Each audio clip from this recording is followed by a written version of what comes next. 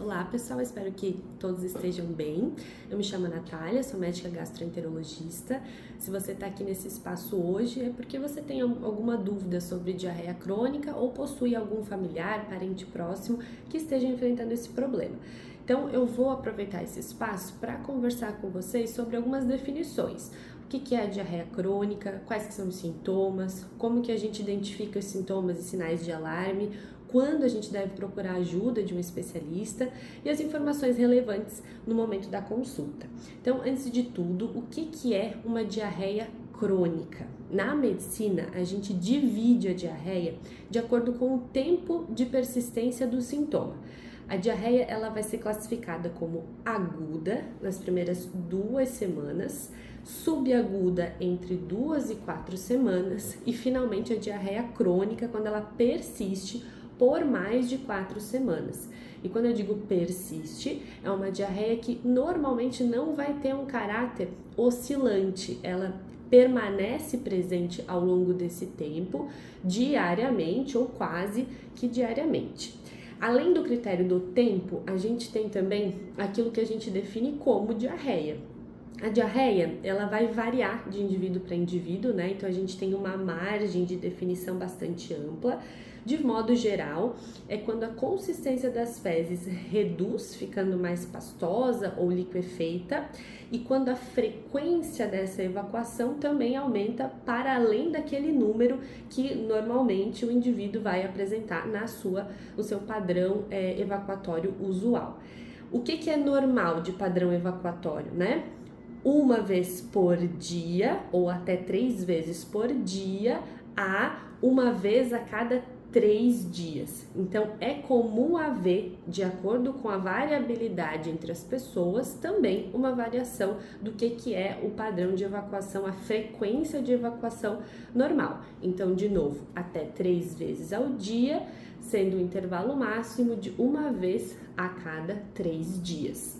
A diarreia, então, vai ser o aumento dessa frequência e, portanto, normalmente mais de 3 vezes ao dia e a piora da consistência das fezes, que vai se tornar mais líquida ou mais pastosa.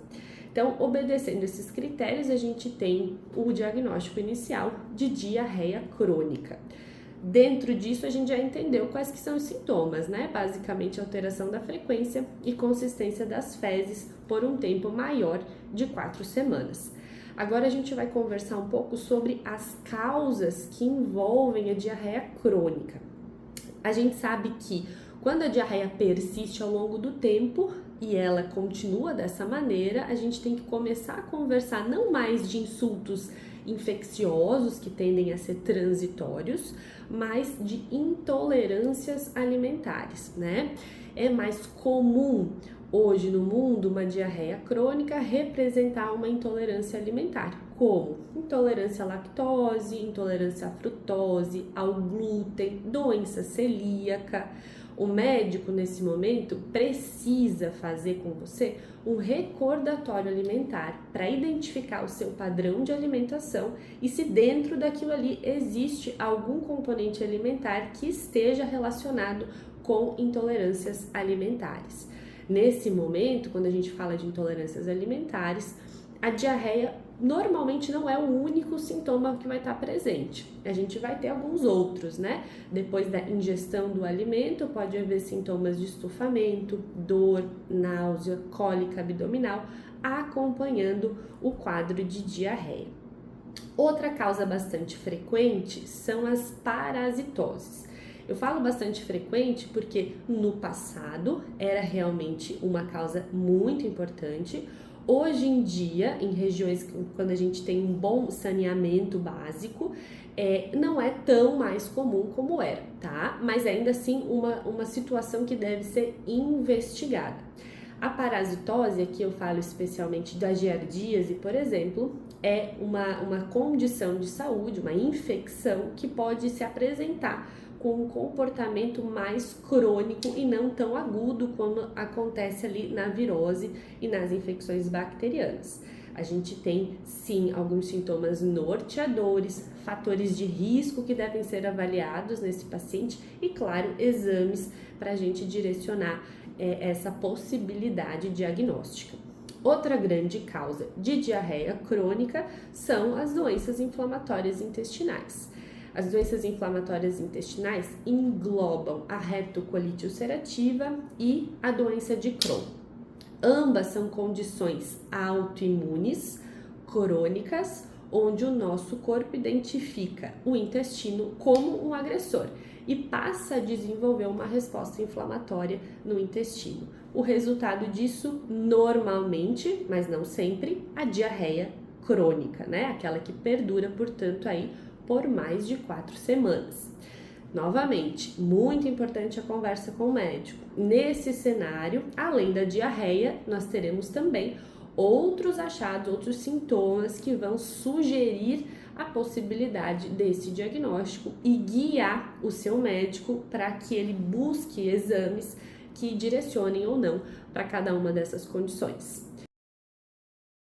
Vamos então para a segunda parte, os sinais de alarme. O que a gente deve prestar atenção? Uma vez que a gente tem diarreia crônica, claro, isso já é uma condição que deve necessitar de uma investigação adicional para entender o que está acontecendo. Tem alguns outros sinais que a gente considera de alarme que devem, inclusive, caracterizar uma certa urgência na busca por atendimento. O número 1, a diarreia com sangue, sangue vivo nas fezes. Essa queixa nunca deve ser negligenciada. Pode sim representar diversas condições benignas, mas é também um sinalizador de situações de maior gravidade. Então, uma vez que a gente tem diarreia com presença de sangue vivo, é mandatória a avaliação por um especialista tão logo for possível.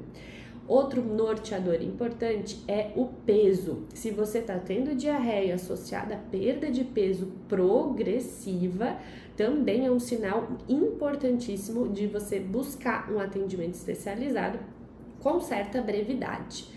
Então, lembrando aqui dos sinais de alarme mais importantes: perda de peso, sangramento nas fezes. Se você tem a diarreia associada a algum desses dois fatores, não se demore a buscar atendimento.